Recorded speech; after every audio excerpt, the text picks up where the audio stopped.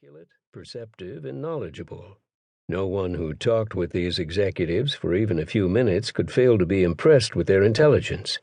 Does anyone really think that former Rubbermaid CEO Wolfgang Schmidt, who was known as an innovative genius and had a knack for knowing the right answers before most people even recognized the critical issues, is lacking in raw intelligence or talent? Does anyone really think that Wang Labs founder An Wang, who carried a PhD from an Ivy League university, owned several patents in his own name, and created a billion-dollar company, was lacking in raw intelligence or talent? Nearly all of these people reached the top because executives and shrewd investors repeatedly chose them over their fellow managers for being the most able and most competent. Many of them graduated from the world's most selective and demanding schools. In the earlier stages of their careers, they were the managers who turned crises into triumphs.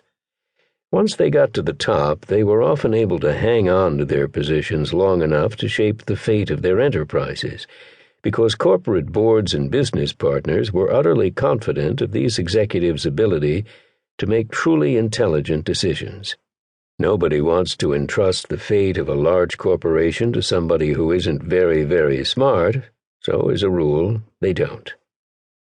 Despite these executives' general intelligence, could the major business failures nevertheless be due to ignorance of the industry or a lack of relevant knowledge or experience? This possibility isn't very plausible either.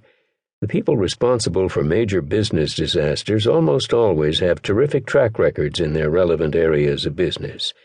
They tend to be enormously knowledgeable about everything that seems likely to affect their company. If they come upon something they don't know, they generally make a point of catching up right away. These people are usually recognized as the top authorities on whatever type of business they are in. In sum, managers are far from stupid. We cannot understand corporate failure by resorting to the cop-out excuse of poor managerial quality. No, we'll need to look elsewhere for an explanation. 2. The executives couldn't have known what was coming. The second most common way of explaining business disasters is to acknowledge that while the executives were intelligent, they were caught by events they couldn't have foreseen. Even the best executives might be expected to fail when business conditions suddenly shift in unpredictable ways. The only problem with this explanation is that none of the business disasters we investigated turned out to be due to executives being caught by unforeseeable events. In company after company, regardless of industry, time period, or even country, the managers had every opportunity to see the important changes that were coming to their industry. In most cases, the executives possessed all the necessary facts. In many cases, people tried to tell them what these facts meant. Executives at the Schwinn Bicycle Company knew all about mountain bikes and the other new designs that would threaten their brand. They had even received presentations on these designs and turned them down.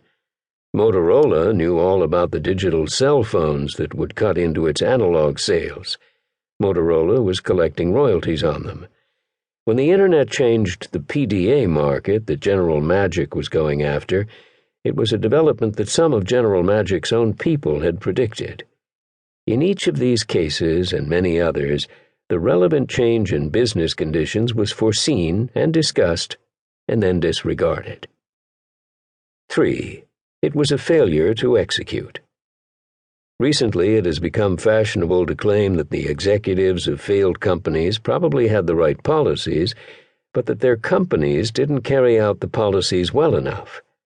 If the managers and employees at all levels had only done their jobs better and not messed up the details, everything would have been fine.